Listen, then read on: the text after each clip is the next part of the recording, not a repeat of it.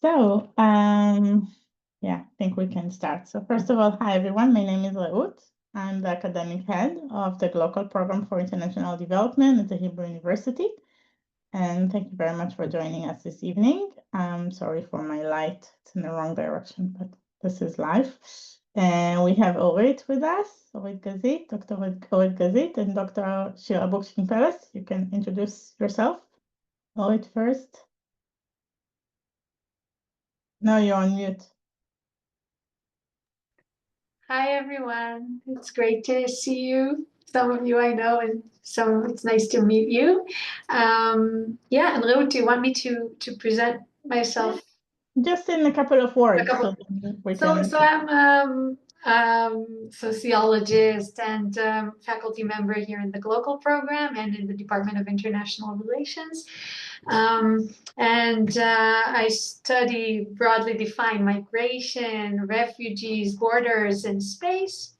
And in Glocal, I also head the migration and development track. Yeah, and I can tell you a bit more about that later on. Thank you. Hi everyone, I'm Shira. I am also a researcher at Glocal and in the Department of Geography. And I study different aspects of sustainable development, mainly focused on food security and agricultural development. And as said, I will be happy to share more later on. Thank you, Shira. Okay, so hi everyone. If you want to put your camera on, you're welcome to. If not, that's fine. This is like a session where we are going to explain a little bit about this new PhD track in international development under the Glocal program. And just give some guidelines for some people that have been contacting us with interest at this track. And if you have any questions, you can write them in the chat, and then we'll have a session, like at the end of my very short chat, we'll have time for Q&A. So first of all, just to say, Glocal is generally has been a master's degree in international development at the Faculty of Social Sciences at the Hebrew University of Jerusalem, Israel. When it started 15 years ago, it was the first academic program in international development in Israel. And the new step that we're moving towards now, the PhD track, is again the first PhD that you can do in Israel in international development. So as such, Glocal is a pioneer in international development in the academic sphere in Israel. And we're really happy to be promoting researchers in the field of development in Israel, in our very small bubble. The Glocal approach that might come from its name looks at both global policies and global processes, global relationships between, states, nations, regions, and such, as well as local experiences, processes, knowledge, and the relationship between the two. And we want to keep this perspective of looking at global and or local perspective to development when we're kind of thinking about the future of research under the PhD track. That opens quite a wide perspective.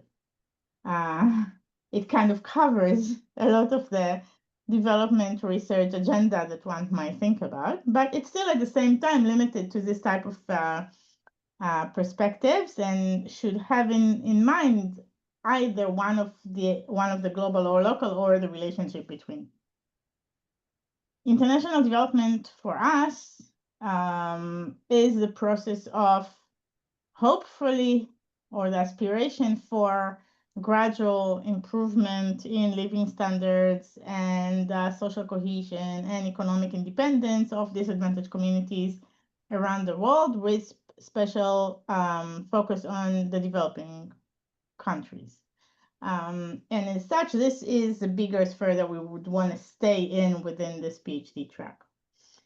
And what I want to do now is to kind of speak a bit about the process of the PhD studies at the Hebrew University, and then about the eligibility, or what does it mean at Glocal for international development. First and foremost, the PhD studies at the Hebrew universities are managed under the Authority for Research Students. And that's a separate unit within the Hebrew University. It has its website with very clear guidelines, and everything we do under their authority and guidelines. So first of all, that's the first thing. Secondly, a PhD at the Hebrew University includes 2 stages, whereas first students are accepted to stage A. This is a time where they're planning their studies. They take whatever credit that they need to take in order to enrich their knowledge, their background knowledge, to develop their methodology and develop like a research plan. And then they have to present their plan of stage A. This is after, I think, up to 18 months of being accepted to the university. And then if their research committee approves their transition, they are transitioned to stage B, where they do the data collection if it's relevant, whatever empirical study that is relevant or theoretical study that is relevant, and then start with the whole writing process, and that's stage B. And then they finalize their study. So we've had a few questions on, is it possible to do it remotely or things like that? Generally speaking, you have to do some of the, like you need to take as part of stage A 12 credits. That's the decision of your research committee. And generally, they should be taken at the Hebrew University. I'll explain a bit more after the Glocal part in a second. So this is the process at the Hebrew University, and the PhD in international development is just like that. At Glocal, we have the research committee that is assessing the quality of the research proposals and is ensuring its quality before being accepted to the PhD studies. Now, what are the eligibility requirements to study a PhD in international development under Glocal? I'll share screen if that's okay with you, just very briefly, so it's a bit clearer. Okay, so first, we're looking here at candidates that have an MA, a research MA, and that their average is at least 90 equivalent of 90 of the Hebrew University in their research MA. There are students who did not do a thesis as part of their MA and are interested in PhD studies.